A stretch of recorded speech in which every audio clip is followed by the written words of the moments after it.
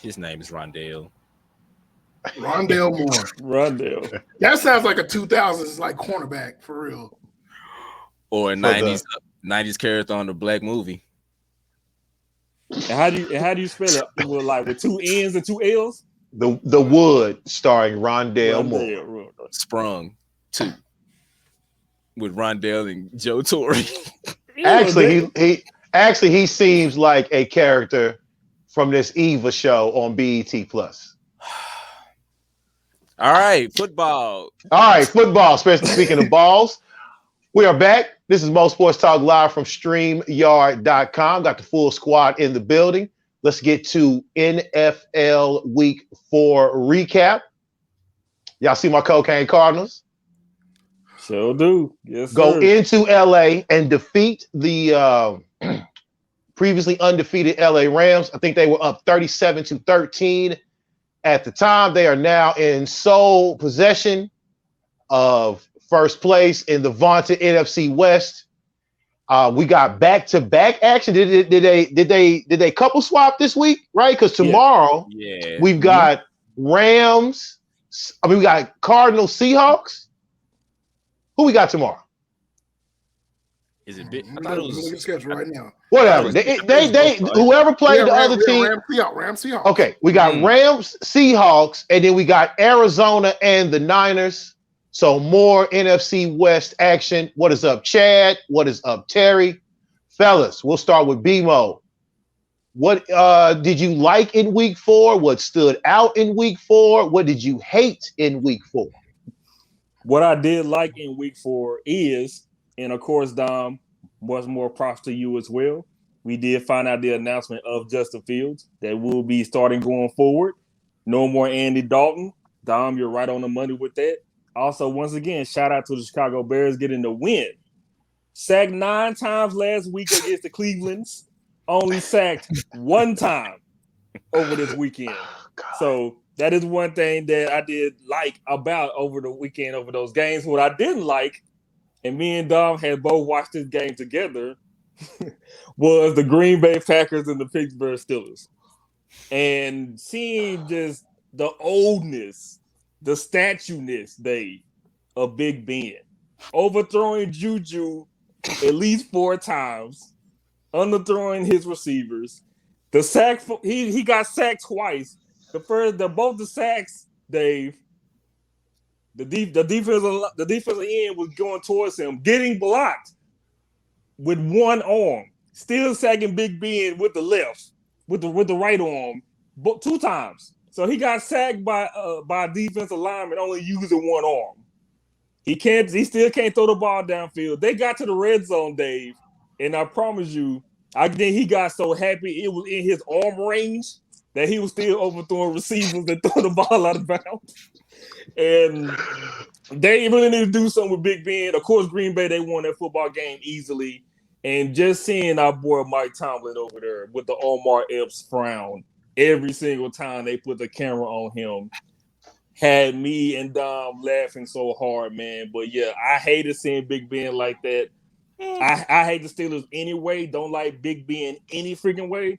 But just like a certain head football coach we will talk about later on, Big Ben is pretty much seeing himself out also as well. You wasted a year coming back. So that's what I love and that's what I hate over the weekend. Okay, the Roethlisberger problem is, and I'll run this to Mook and then Chris, is this. I thought we were done with the whole heavy level loyalty in sports, okay? Our birthday boy, Richard Seymour, one of the more ceremonious players dumped by Bill Belichick, a year early as opposed to a year late. Mookie, why is Mike Tomlin and why is the Rooney family still loyal to Ben Roethlisberger when we've seen this in for the last 3 years, for the last 4 years even? Yeah, why are they still loyal to him? But as we know, though, the Pittsburgh organization in general is loyal to anybody that they like, whether it's coaches or, Bathroom Ben himself. And the funny part about it all is if you go back and look as far as like how many times Ben Roethlisberger has been sacked, he's not really been sacked that much. Like they've protected him for the most part. He is just that washed to the point where he literally just can't avoid a sack. Like that's how bad it's gotten. Look, I called a Mike Tomlin losing season because once they re-signed Ben Roethlisberger, you kind of already knew what the organization was going to be. You know what I'm saying? Like, I don't know what the issue is. I don't know what Ben got on the family as far as like why he keeps getting another thing. And the fact that he keeps coming out saying stuff like, oh, wait, I restructured my contract because, like I believe in some of these guys. Take the veteran minimum. That would have been a good way to show faith that you believe in these guys. Take the veteran minimum and freed up some more money for them to get like some help. Because right now, they gonna be stuck this year and probably for the next couple because it don't look like they got a quarterback plan in place no time soon. So, yeah, I mean, Hendo, you Steelers fan. Well, the issue is this: they never drafted a quarterback all these years to replace Ben, a quarterback in grooming. Even though they did it when they had, was it Mike Tomczak, if I'm not mistaken, the quarterback at the time, and then you had Ben come right behind him. They just failed to do it. I can't name one skill position player on this team, not named Claypool. Najee Harris is non-existent half of the time. Johnson is pretty good. Everybody likes him. But, I saw the comments, Darby is talking about Juju. I don't think too high of Juju. I don't know what the hype was. Maybe the USC love was there, but this loyalty thing for Pittsburgh, it may come to an end. Look, man, but the thing is this: he's never had a losing record. He's always been 500 or better. He has never had a losing record, which I think holds a little weight for him. The Steelers are they're not going to make the playoffs. They're terrible. They're a terrible football team. I thought losing Bud Dupree was a huge deal for them. Even though I was very high on TJ Watt, I thought losing Bud Dupree was huge. I mean, Minka's still going to be Minka. Other than that, I look at the defense. TJ Watt is there, of course. But, yeah, this team's just a terrible team. And it doesn't help none that they're in that division. Now, we all have to go back and look and say the Bengals are light years ahead of the Steelers right now as far as talent. So, yeah. Well said. I think they look on the bench. They did draft Mason Rudolph. They effed around and found out about what he couldn't do. They bring in Dwayne Haskins, who was unceremoniously dumped by the Washington football team, and they're stuck. Okay, and they've got those skill position guys are young. They added a young tight end in Freiermuth from the draft, and we look at them, and the quarterback is the issue. I don't think they will fire Tomlin. Remember, this is a franchise that's had only 3 coaches in their entire franchise history. The non-losing season is heavy in his favor. And I hope that they do draft a quarterback. They take it far enough to where they get in a position to draft a quarterback, and we will test their loyalty. But enough of those losers. Back to Mookie. Week 4 standouts, week 4 hates, week 4 likes, sir. So it's gonna be a lot of hates. So for one, props to you, Kansas City. Y'all got back on track. Jalen Hurts stopped running backwards when it comes to being a quarterback. I need for you to be quicker when it comes to making decisions. I don't know. I still don't know why Miles Sanders ain't running the football. And look, to be honest with you, they still put up 30 points. I also said they was gonna put up, I said she was gonna put up 40, but that also showed when the offense is actually running, they can put up numbers, even though it was against Kansas City. The Raiders raided, and damn it, Darby, your Jets won, and you gave your boy Dave a reason to say F the Titans. So yeah, those are my standouts. Y'all's Titans. Hey, guess what? They still gonna win that division with like an 8-9 record. Exactly. Yeah. Chris, week 4. Well, real quick, no, Cynthia, I'm not a Steelers fan. It's just a running joke that me and Dom have about the Steelers. He knows I hate the Steelers with a passion. Y'all are a Cowboys fan, so that answers your question on that. I am not a Steelers fan. I am a Cowboys fan, but I'm gonna show some love to the Chargers. I told you. I said I thought this team was Super Bowl capable. I still think they're going to the Super Bowl. I think this team is the best team in the AFC. You take away that Cowboys a penalty or 2 away, they're undefeated. Cowboys just played better in that game, but they had a couple of calls not go their way late in the game. They play good. They won. The Raiders were the favorite, obviously, and boy, did they come in and they played well, physically beat them. Other than that, man, I guess we can transition over to the Cowboys. I'm impressed. Look, man, Carolina had the number one run defense coming in. By the way, Brian Burns, ladies and gentlemen, he's elite. He's elite. As Dave would say, he's a good. But I'm impressed with this Cowboys team. Zeke, or AK Zek, looks like Zek, which I know BMO, I'll pass it to BMO on that, but the Cowboys look really good, and I got to give Dave credit. Those Cardinals are the truth. Sniff, sniff. You know, Matt Stafford is I believe Terry or somebody had brought it up earlier. You know, Matt Stafford got his old habits back. We were waiting on Matt Stafford to have that moment.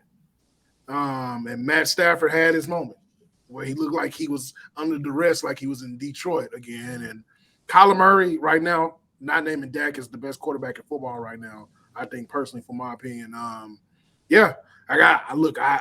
paid it on Cliff is it Kingsbury? Cliff Kingsbury long enough? Coach Bro. Long enough? Or get Gordon Hayward, whatever one.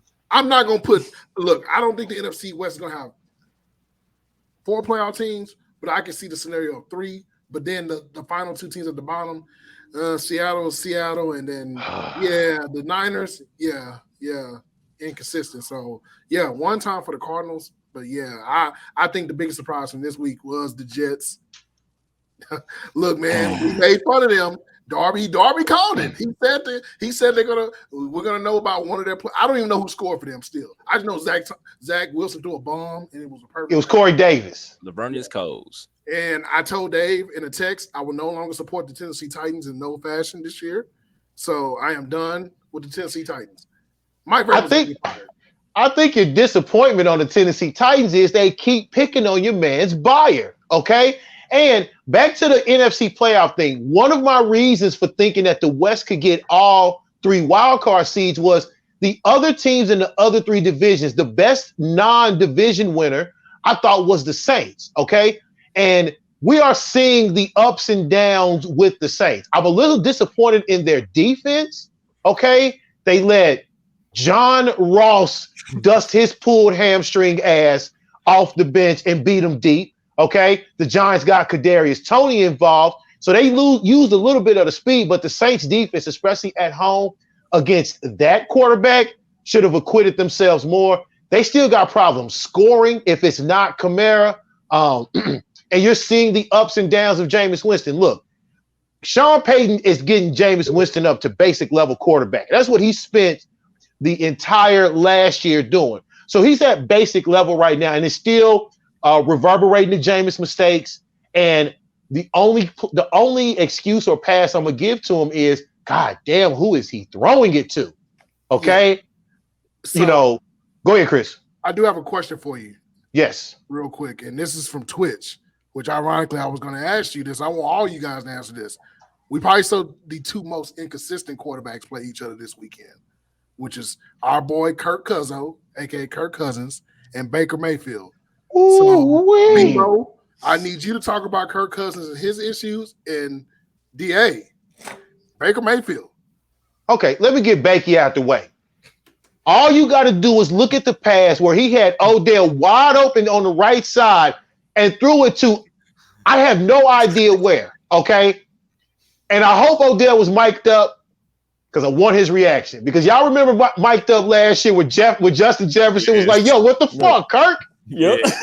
I need Odell because Baker was atrocious in this game. 15 for 33.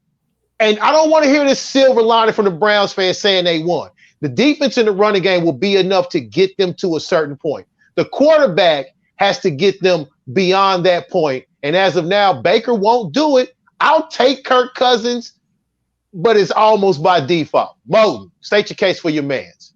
I don't even want to state my case for my man Kirk Cousins because he's already good and bad. At least with Baker, you can get some good weeks out this guy. Baker just have an issue with late game heroics, which we have always seen. I'm still trying to figure out how the hell they still won that game last week because that was the weirdest baseball score I've seen in the first half of a game I've ever seen in my life. And so with Kirk Cousins, with you getting gifted Justin Jefferson after Stephon Diggs is gone, you still have Adam Thielen. You have Dalvin Cook who can catch out the backfield if he's healthy and playing. But you still out there, Kirk Cousins win every single week, bro. I don't get it. Just like you said with Justin Jefferson was mic'd up saying, hey, what the fuck, Cuzzo? I promise you, that's every damn week when we get to this point, when to get to the Minnesota Vikings. If your defense can't stop anybody anymore for some reason right now, you can't even stop the Cleveland Browns. And now Kirk Cousins throwing interceptions to guys I don't even know that plays on the Browns secondary. I can't. It's hard, bro. Only reason I may take Cousins is only because of, I guess, playoff experience, I guess. But other than that, that'd be the only reason why. Bad Cousins will be this weekend. Okay. If they swapped, remember, Kevin Stefanski was Kirk Cousins' offensive coordinator at Minnesota. Yes. If they swapped teams, okay, are any of them better? Are either one better than you think so? Who's better? Baker. Cleveland will be better with Kirk Cousins today. My whole thing on Baker is this. If you needed, look, we've seen, and I know it sounds crazy, but Kirk has had some, look, if you looked at his numbers from a dry distance, right, he is putting up all pro numbers every year. It's just that in some of the defining moments, it may not show up. I don't know if I can trust Baker Mayfield to throw 300 yards in the game. That's how deep it is with Baker. 15 for 33. That's what I'm saying. I get it. No Jarvis. Odell's just not coming back. You still got the 2 tight ends, I believe, right? Yeah. Yes. Yeah. Real cool. You got the 2 running backs. To me, that if you gave Kirk Cousins that, yes, can Kirk Cousins lose your game? Sure. But I've seen Kirk Cousins in Washington with lack of talent and still be formidable as a quarterback. Like Baker literally has, like right now, if you point the weak part of the offense of the Cleveland Browns, you would say it's Baker Mayfield. Yes. You never say the receivers, you never would say the running backs. Even the offensive line, you may cut some slack.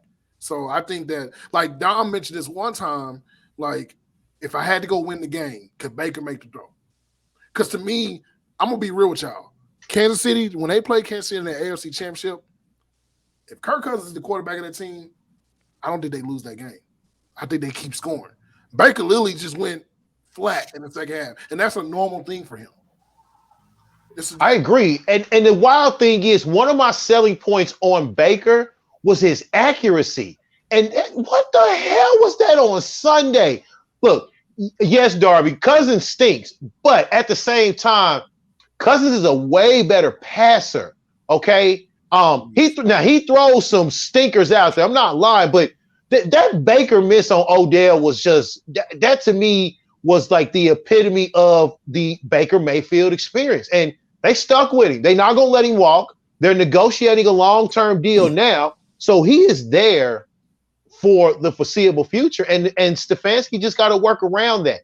But if you got those 2 tight ends and Kareem Hunt, even if you don't have Jarvis Landry, I think that you should have a more prolific offense.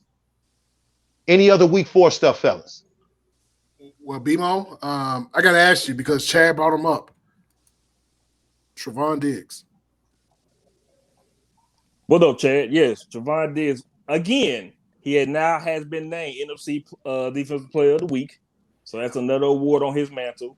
2 interceptions in the game, even to the point where he had back spasms, and they gave this guy load management there and there for the fourth quarter, which I thought that was like a huge mistake. Yes, you're up 20 points, but you put in a cornerback, I think it was like Kennedy, whatever his name was, number 31. Should have been on the field. Should have been on the field over there on that left side, getting smoked all the way downfield, and pretty much like cost him a touchdown. So that's how good and how important Trevon Diggs is. You catch 2 interceptions that you can come out the game. I mean, if you had back spasms or not, totally understand it. That's good.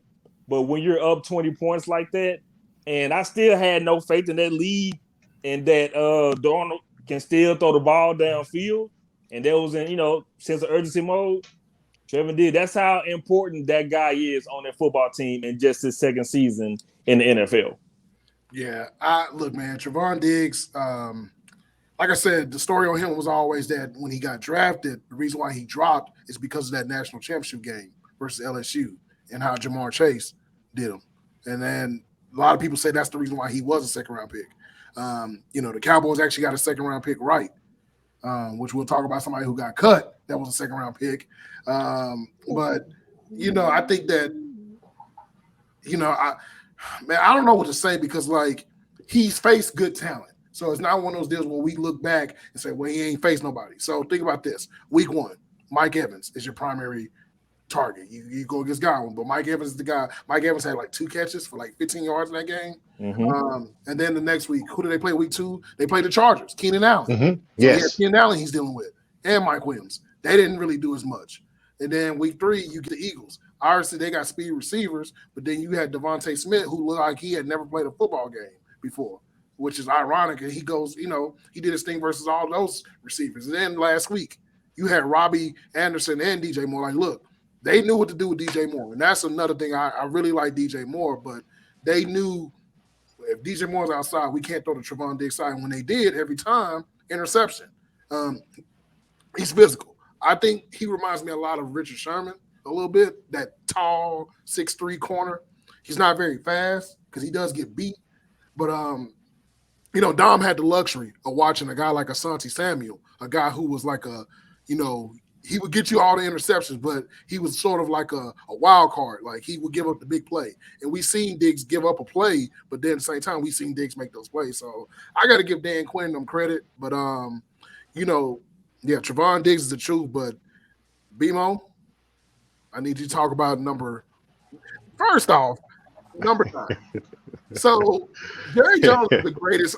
You know what? Jerry Jones is the greatest owner ever because what he made him do is he had to go buy the stock of all the 54 jerseys in store. Yes, sir. Yes. That's the rule for everybody. Yeah. So that was $1 million some probably he spent. $500,000. $500,000. Yeah, he spent $500,000 to change to number 9. Right. And he gets cut. So BMO, your boy, Swiper can now stop swiping, or he can go to another team. But he's on another team. He's on another team. Say he may be going to Green Bay, according to reports. So, I mean, good for him. Coach, the former Notre Dame defensive coordinator is one of he's the linebackers. Oh, okay. Mm-hmm. That makes sense. Yeah, so it made perfect sense for him to go to Green Bay. But Jalen Smith, let me talk about the 54 of Jalen Smith. Of course, everybody wants to have a good, feel-good story about this guy, coming from Notre Dame, the knee injury, getting knee surgery, getting drafted by the Cowboys, which we're not surprised about that because the Cowboys have this love for injured guys, going through the draft. Took a gamble on Jalen Smith, picked him up, went to the Pro Bowl, so he had a couple of good seasons. But after having those couple of good seasons, you can see the digress.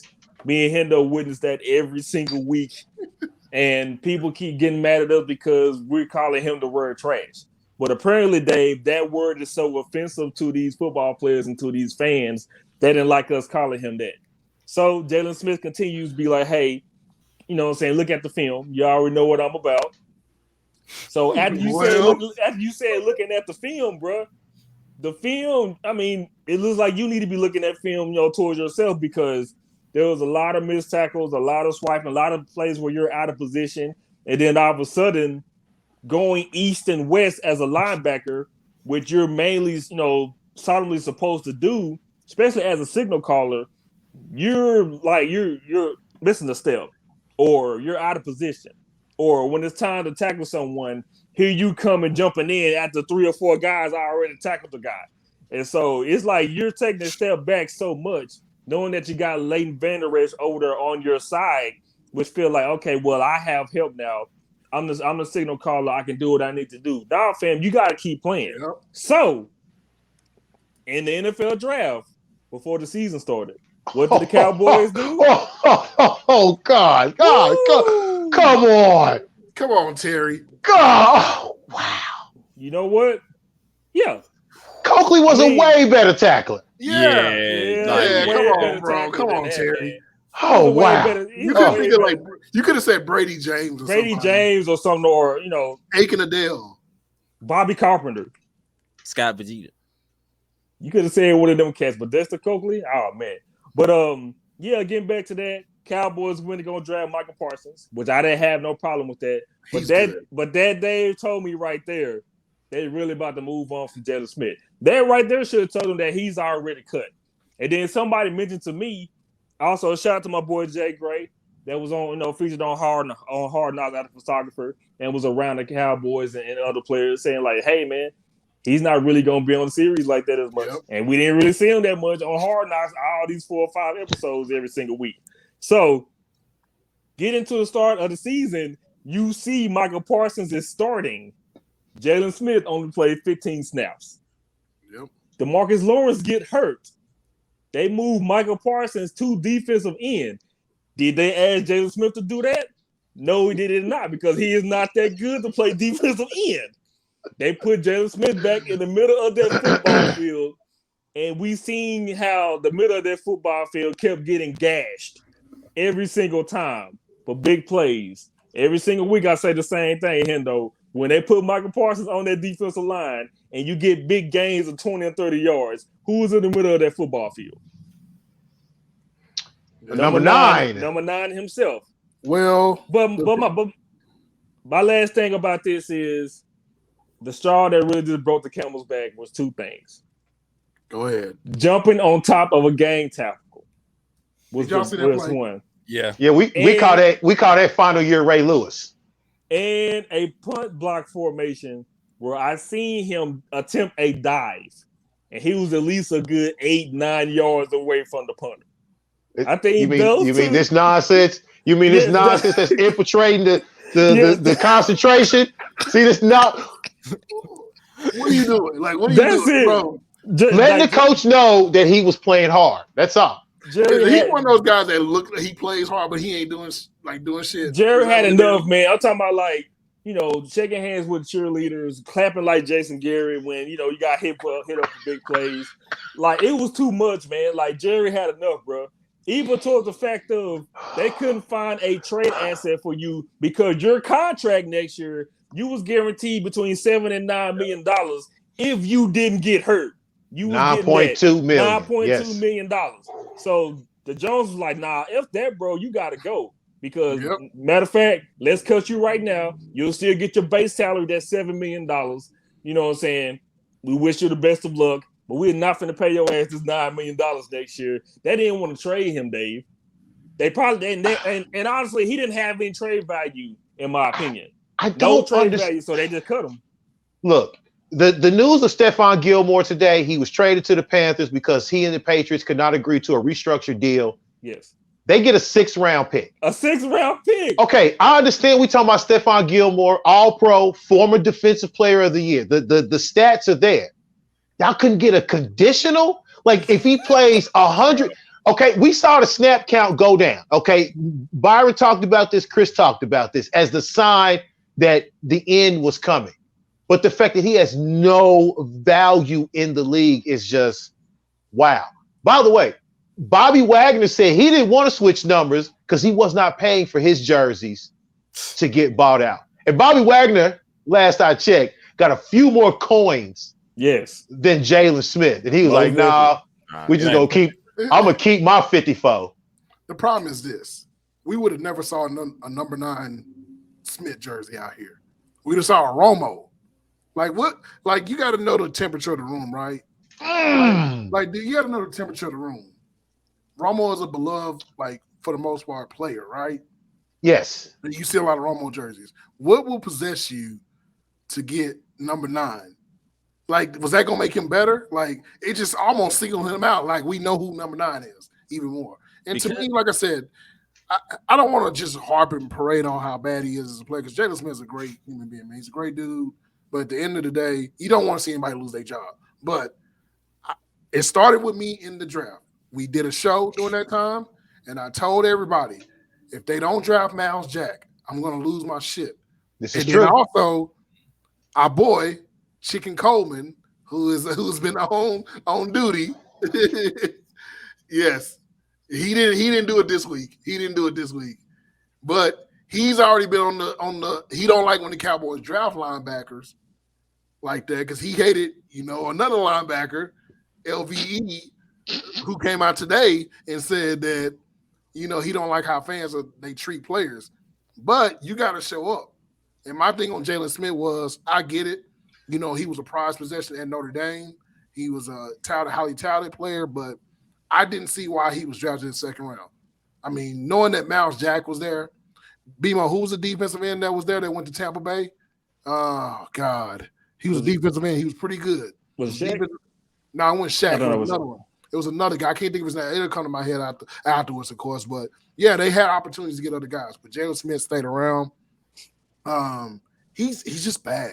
Like, Dom would just laugh every time we played because I tried to tell him how bad he was, and he saw for himself when he finally saw, like, when the Eagles were good a year ago or 2 years ago, how they destroyed us. And him making the Pro Bowl doesn't mean anything to me because he was an injury replacement. He was a replacement. He was a super injury replacement. Not only was he an injury replacement, he was a replacement because the guy that was replacing the injured guy had him to go to the Super Bowl. So, making the Pro Bowl is almost like a weird thing. So, yeah, I'm good. Okay, very good, fellas.